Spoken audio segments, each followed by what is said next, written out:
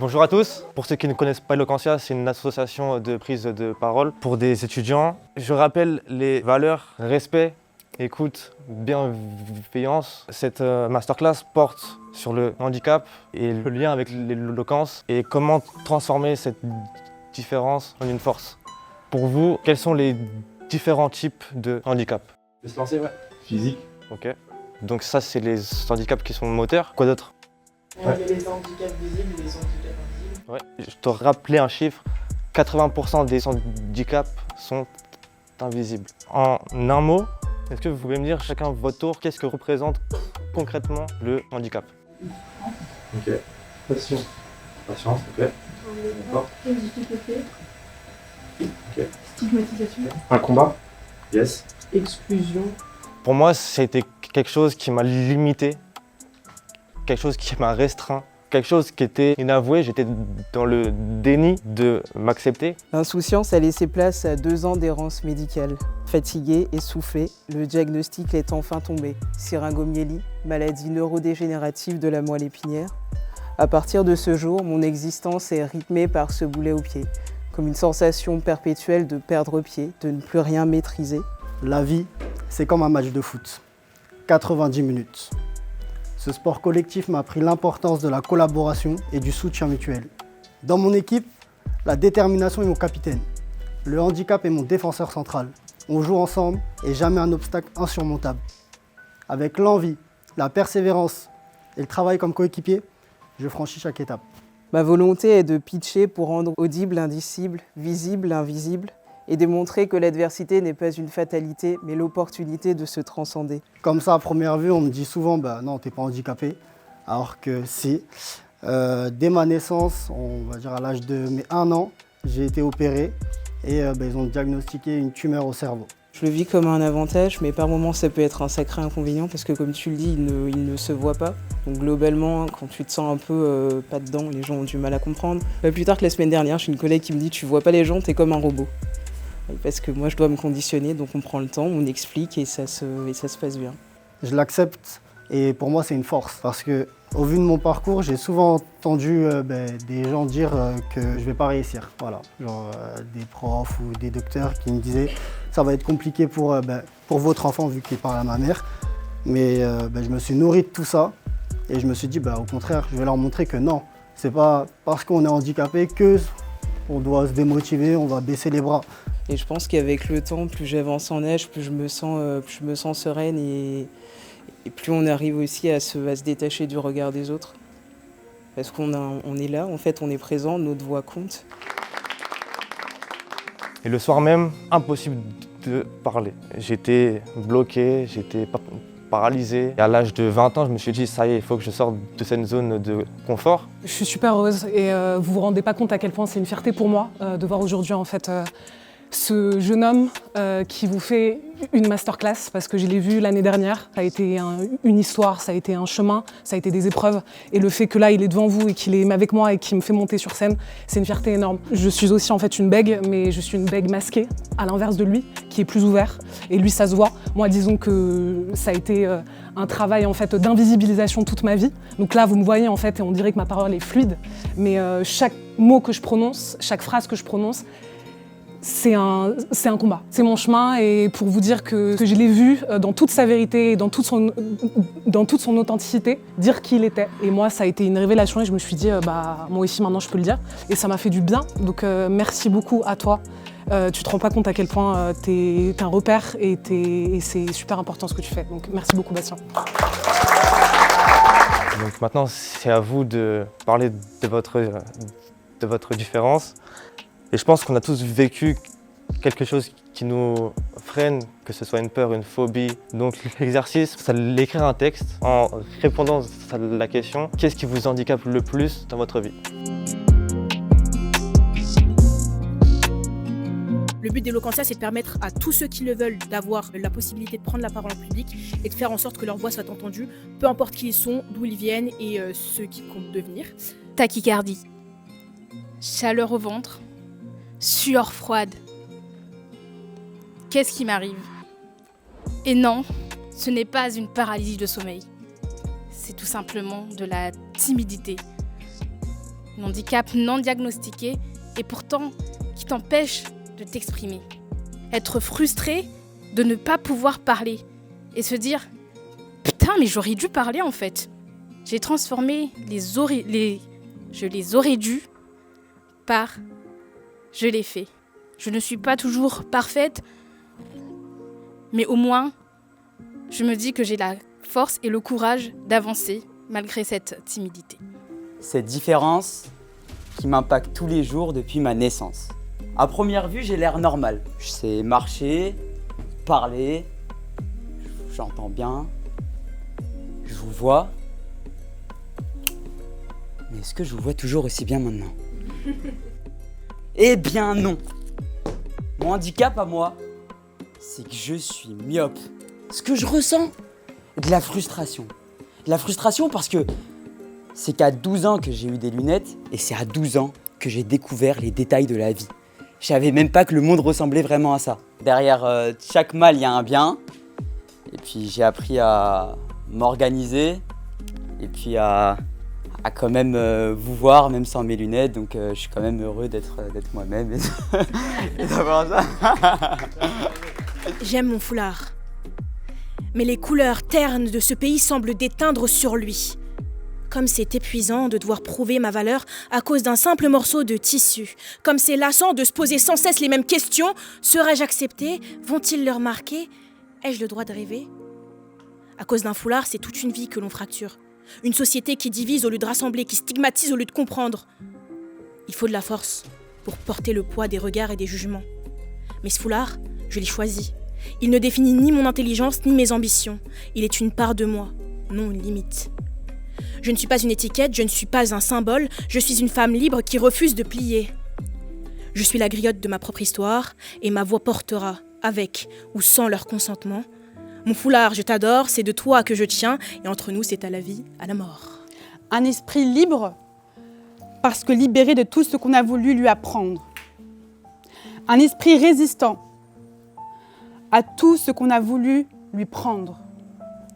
Un esprit qui voit les mêmes choses que vous, mais avec des yeux divergents. Les autres sont mariés à 30 ans et moi je reprends des études de médecine après 5 ans de droit. Et alors? Les autres ont tous des mains normales et moi je me retrouve avec une main un peu bizarre, divergente, chelou. Et alors? Les autres sont tous français dans la classe et moi je suis algérienne, j'arrive même pas à comprendre ce qu'ils sont en train de dire. Et alors? J'arrive dans un amphi, on parle de science, alors que ça fait je sais pas depuis combien de temps que j'ai pas vu une molécule de ma vie, c'est quoi déjà un atome? Et alors? J'arrive sur scène avec un texte à moitié écrit, avec un moitié d'impro, un moitié d'envolée lyrique. Et alors? Le plus important, c'est que moi, je sais où je vais. Et je sais pourquoi je suis montée sur cette scène. Parce que je voulais vous partager qu'un handicap peut devenir votre force. Du coup, mon handicap, c'est qu'avec moi, c'est tout ou rien. Soit j'investis intensément dans ma vie pour me construire, créer, apporter des bonnes choses. Soit j'investis intensément dans ma vie pour tout détruire et tout foutre en l'air, le sourire aux lèvres. Soit je fais des choix psychorigides sur mon hygiène de vie, soit tout part en couille, je suis bordélique, pas d'heure de coucher, je m'alimente trop ou j'oublie de m'alimenter. Mon tout ou rien, j'ai pris longtemps à l'accepter, j'ai lutté, tenté des compromis, mais rien n'y fait. C'est toujours la même rengaine, tout ou rien. Le tout ou rien, c'est hélas dans tous les domaines de ma vie, y compris en amour. Un jour, je suis un cœur d'artichaut, l'autre jour, un cœur de pierre, un jour je pense A, l'autre jour B, un jour je fais du bien, l'autre je fais du mal. Alors ce handicap, il est à double tranchant, soit ça finira très bien, soit ça finira très mal. Si je le pose maintenant sur une balance, il ne pèse pas plus de 10 grammes. Et pourtant, quand je le pose sur ma tête tous les matins, j'ai bien l'impression de porter le poids de tous les problèmes de ce pays.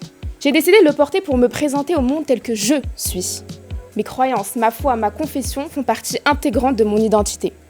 Et pourtant, j'ai bien compris que certaines identités n'ont pas leur place dans ce pays. Certaines identités font peur. Alors, pour se défendre, on nous a stigmatisés, on nous empêche d'avancer, on nous empêche d'exister. Mais moi, je refuse qu'on me terre, alors que je suis vivante. Alors j'ai décidé d'assumer, de m'assumer, de ne pas céder à ces dictats, à ces pressions, et juste d'être moi à 100% et de prouver que l'on peut être une femme musulmane, voilée et exister. Je trouve que tu as une force quand tu parles de tes convictions. Et à tous, quand on parle de quelque chose qui nous anime, quelque chose qui nous porte, quand on parle avec son cœur, forcément que les gens vont être captivés. À tous, ce que je vous conseille, c'est de dire votre message tel qu'il est, sans mettre de fioritures, juste de l'étoffer avec des mots qui vous ressemblent, qui vous caractérisent. Propose ce que t'es. On m'a dit que mon corps ne répondait pas toujours comme il le devrait. On m'a dit que j'avais une faiblesse. Une faiblesse? Moi, grand Renoir sauvage? Non. Une singularité, une force, une identité. Je vis avec la neuropathie. Ce nom qui pour certains résonne comme une fatalité est pour moi un étendard. Il est la preuve que je me bats chaque jour, que chaque pas, chaque geste, chaque effort est une victoire. Mon corps me défie, très bien, qu'il le fasse. Mais il doit savoir une chose, jamais il ne me vaincra. Car voyez-vous, la force n'est pas dans la facilité, elle est dans la persévérance. Ce que d'autres font sans y penser, je le conquiers.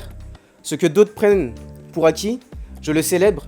Cette bataille silencieuse que je mène, elle m'a forgé. Elle a fait de moi un être résilient, un être déterminé, un être fier. Oui, fier. Fier de ne jamais baisser les bras, fier de prouver que la différence n'est pas une limite, mais un chemin unique. Une manière d'exister tout aussi noble et tout aussi belle. Alors non, la neuropathie n'est pas une malédiction, c'est une épreuve, certes, mais une épreuve qui m'a appris la patience, la ténacité et la fierté d'être moi. Et croyez-moi, être soi-même dans un monde qui veut nous dicter nos normes, c'est déjà une immense victoire. Je ne suis pas défini par mon handicap, je suis défini par ma force. Et cette force, elle est inébranlable. Parfois on ne se livre pas, parce qu'on porte une carapace. Plus on se livre, plus on donne ce qu'on a, plus après on n'a rien à dire, parce que on s'offre à la personne avec qui on vit, et plus il nous connaît. Et moi, ce que j'ai vraiment envie de vous dire, c'est apprenez à vous connaître vous-même pour que derrière, les gens apprennent à vous connaître grâce à ce que vous êtes. Quelqu'un veut passer? Vas-y frérot. Comment vous appelez-vous? Walid. Je suis navré, ce n'est plus disponible. 5 minutes plus tard. Bonjour, je m'appelle Aurélien et j'ai vu votre annonce pour votre studio. Est-ce toujours disponible? Oui, bien sûr. Vous pouvez passer dans 30 minutes pour la visite. Suis-je illégitime d'avoir un toit sur la tête? Car j'ai un prénom à consonance arabe. On résume donc. Ma personne a une consonance. Suis-je illégitime de penser à mon avenir et rendre fiers mes parents? Car j'ai la peau un peu plus bronzée que la moyenne. J'aimerais savoir qu'est-ce qui me différencie, moi, Walid, de Aurélien. Walid est un prénom qui prône la persistance. Une personne efficace, sûre et déterminée. Alors pourquoi dois-je me cacher? Ne pas être fier? Je suis ravi de porter en moi l'histoire de ceux qui se sont battus, qui ont rêvé que leur enfant puisse espérer d'un monde meilleur. Alors je prends mon cas pour un exemple, pour un message d'espoir, leur dire que rien n'est impossible et que la discipline et le travail sont plus forts que les préjugés. Ce sentiment de réussite, ce sentiment où l'on prouve qu'ils avaient tort, est la meilleure des réponses. Après, le problème du coup, le handicap qu'il a, c'est en fait c'est malheureux, mais c'est général. C'est pas que forcément pour un studio, c'est pour un emploi, c'est pour tout. Donc, on voit en toi beaucoup de frustration, mais aussi une volonté de mener ce combat et de prouver aux autres que tu peux le faire. Ce que j'ai apprécié, c'est que via ton texte, on s'identifie à toi. Et si tu veux toucher d'autres gens par ton message, ils doivent se ressentir en toi. Et c'est ce qu'on a vu. Les préjugés, c'est ce qu'on fait face tous au quotidien en fait. Parce qu'on se connaît pas. Une couleur différente, des vêtements différents. Et les gens, ils sont construits par leurs croyances. L'heure actuelle de s'arrêter à l'image sans aller au-delà, je trouve ça triste. Et il y a plusieurs façons de répondre à ça. Est-ce qu'on va donner de la haine, du mépris? Est-ce que derrière on va le transformer en force? Est-ce que cette personne mérite ta haine? Est-ce que cette personne mérite que tu perdes tout ton temps et vous ne vous arrêtez pas juste à ce que pense l'autre? Parce qu'on est plus intelligent que ça. Et ça, c'est un travail de résilience sur toute une vie en fait. Parfois on est en colère et ça mérite. Quand le prof il m'a dit je fais plus de devoirs et je te rembourse, tu crois que je l'ai pris mal aussi, tu vois? Et j'ai pas réagi. Peut-être que j'aurais dû lui mettre une droite. Mais en fin de compte, je m'attarde. Et ça m'a donné une force en plus, tu vois. Lola, elle est tellement grosse que quand elle tombe du lit, elle tombe des deux côtés. J'avais 13 ans et pas une once de confiance en moi. Un simple post Insta qui m'a fait pleurer pendant des mois. Il avait 4 abonnés, la honte. Et pourtant, tout le collège a liké. Une humiliation totale. Un rappel de tout ce que je savais déjà. Parce que j'ai toujours été grosse. Plus que la moyenne en tout cas. Petite déjà, je ne pouvais m'en empêcher. Dès que mes parents n'étaient pas à la maison, je mangeais tout ce que je pouvais trouver. Une fois, j'ai mangé du beurre. Parce qu'il y avait que ça. Et que la pulsion était trop forte. À l'adolescence, la culpabilité était trop intense. Trop dure à supporter. Alors après une crise, me faire vomir semblait être la seule solution pour me soulager. Entre la fétichisation et le dégoût pur et simple, les hommes m'en ont fait voir de toutes les couleurs. Et j'ai appris à mes dépens que ce qu'on voit en premier chez toi, c'est ton corps et pas ton cœur. La culpabilité et la honte ne m'ont jamais quittée, même si j'ai arrêté de manger du beurre. Aujourd'hui, je suis pas guérie, mais j'apprends à le tolérer. Tolérer ce corps qui m'a tant fait pleurer, ce même corps qui pourtant me fait vivre, car il fait chaque jour battre mon cœur. C'est grâce à lui que je suis ici, que j'ai connu l'amour, l'amitié et un bon lot de péripéties. Alors aujourd'hui, même si je ne l'aime pas toujours, j'apprends à vivre avec. Et malgré 20 kilos en moins, j'ai encore du mal à sortir de ma cachette. Le chemin sera encore long, mais j'en suis persuadée, avec du temps et du pardon, ce corps, je vais l'apprivoiser. Et ça prouve à tous que plus on parle de ce qu'on cache, plus on parle de ce qui nous fait mal, plus on s'accepte. Et on a deux choix qui s'offrent à nous, soit de le cacher, soit de le montrer et de faire avec. Et j'ai mis 20 ans moi, tu vois. Donc merci encore une fois d'avoir participé. Du haut de mes 1m98, impossible pour moi de me cacher, moi qui a toujours rêvé de discrétion. Étant un grand timide, je n'ai jamais voulu prendre la parole, je n'ai jamais voulu prendre trop de place, mais me voilà trahi par ma taille.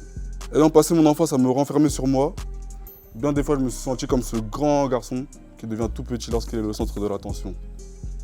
Vous l'aurez donc compris, mon défi à moi est de taille. Je dois mettre en accord ma parole et ma taille. Et pour ça, j'ai décidé de m'armer d'éloquence nanterre. Être ici devant vous ce soir aurait été impensable il y a quelque temps. Et c'est déjà un grand pas pour moi. Je vous remercie pour cela. On fait tous face à ce qui nous fait peur. Pas te cacher, frérot. Celui qui a le courage en lui a eu toutes les peurs aussi, tu vois. Et sans peur, il n'y aura pas de courage. Je crois qu'il est 20h30 presque. Je vais clôturer. Et ça m'a fait... Ah les gars, on va aller sur le parking après pour faire un... 20h23. On peut faire une de plus, je pense. Allez, deux. Ou alors on en fait deux sans retour. Deux sans fait pas de retour. Je peux pas être le mec qui dit toi. Faites un perfecto. Allez, chacun. On fait vite pour que ça ne puisse pas. Aujourd'hui, je suis venu uniquement parce que Bastien était là. C'est sincère. Mais il y a quelques années, je ne serais pas venu. Et quand tu m'as demandé quel était mon premier handicap, j'ai pensé directement à mon physique. Ça fait plus d'1 an que je me suis inscrit à la salle. Et j'ai toujours le poignet d'un anorexique. La taille de mon triceps fait la taille de mon biceps. Et la taille de mon quadriceps, celui d'un triceps. Mais la vérité, c'est que ça n'a jamais été vraiment le handicap qui m'a plus causé de tort. Et en réalité, j'ai toujours pensé à mon physique uniquement lorsque je me sentais mal, que j'étais mélancolique, parce que je fréquentais pas beaucoup de gens parce que j'étais misanthrope, cynique sur les gens. Et la source de ça, c'est que quand j'étais petit, je n'étais pas grand non plus, mais j'étais surtout un petit peu harcelé. J'en ai conclu 2 choses, que les gens étaient soit méchants, soit déboulés. Cette affirmation, ça a plutôt bien marché. J'ai continué avec ça. Et je suis allé très très vite, jusqu'à récemment. Et à 26 ans, je me sens bloqué. Et pour aller plus loin, il faut que j'apprenne à tendre la main.